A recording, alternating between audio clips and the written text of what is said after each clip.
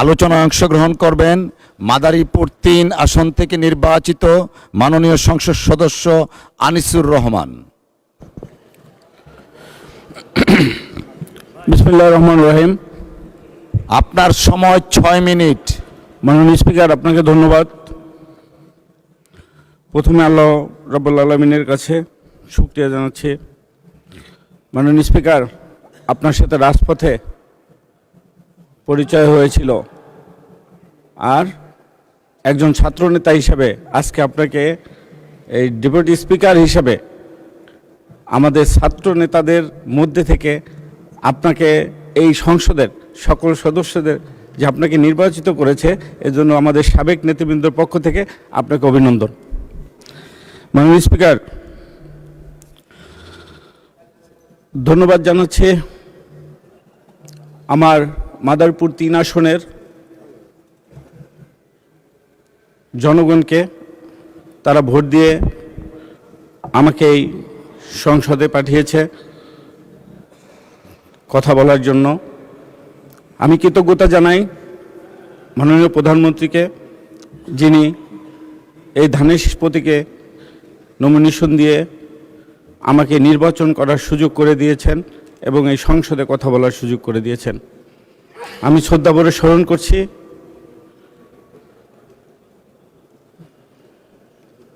বাংলাদেশের সাবেক প্রধানমন্ত্রী দেশনেত্রী বেগম খালেদা জিয়াকে তার আদর্শের উত্তরাধিকার হিসাবে, একজন কর্মী হিসাবে আমাকে বেড়ে ওঠার জন্য সহযোগিতা করে গেছেন। আমি শ্রদ্ধাভরে স্মরণ করছি শহীদ প্রেসিডেন্ট জিয়াউর রহমানকে। আজকে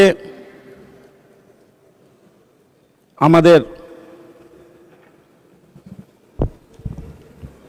সহযোদ্ধা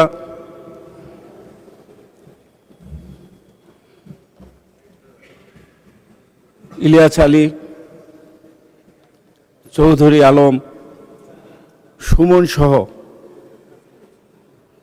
গুম হওয়া আমাদের শত শত নেতাকর্মীর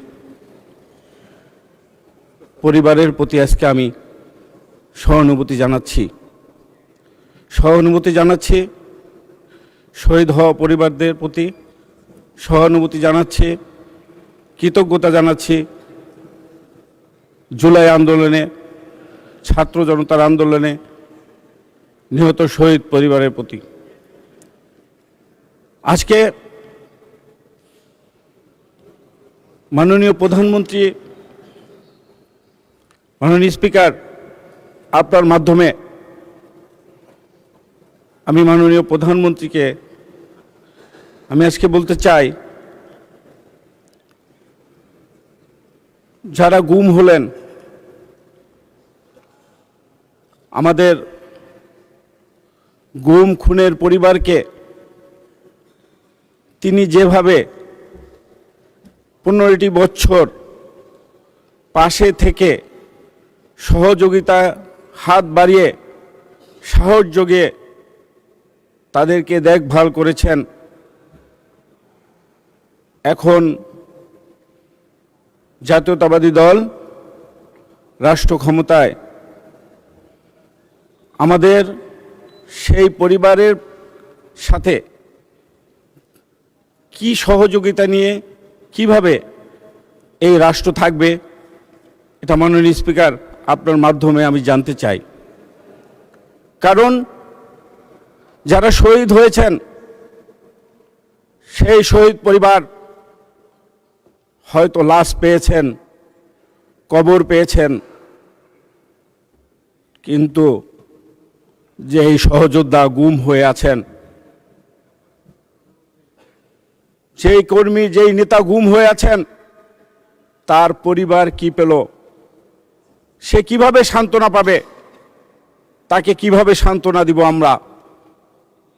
সেই জন্য রাষ্ট্রকে এই সকল পরিবারের মুখে হাসি ফোটাতে হবে। যদি এই সকল পরিবার হাসে, তাহলে মনে করব এই আন্দোলনের সরকার এবং বর্তমান সরকার হাসবে, বাংলাদেশ হাসবে, হাসবে গণতন্ত্র। মাননীয় প্রধানমন্ত্রী, আমরা যখন 31 দফার প্রতিটি জেলায়, প্রতিটি মহানগরে আমরা প্রোগ্রাম করেছি, সেই প্রোগ্রামের উল্লেখযোগ্য ছিলেন আমাদের ফ্যামিলি কার্ড, কৃষক কার্ড। আজকে আমি মাননীয় প্রধানমন্ত্রীকে ধন্যবাদ জানাই। নির্বাচন এবং 31 দফার বাংলাদেশের মানুষের প্রতি তার যে প্রতিশ্রুতি ছিলেন, তিনি নির্বাচিত হওয়ার 1 মাসের মধ্যেই সেগুলো পালন করে দেখিয়ে দিলেন যে ইচ্ছা থাকলে, সদিচ্ছা থাকলে মানুষের পাশে দাঁড়ানো সম্ভব। আজকে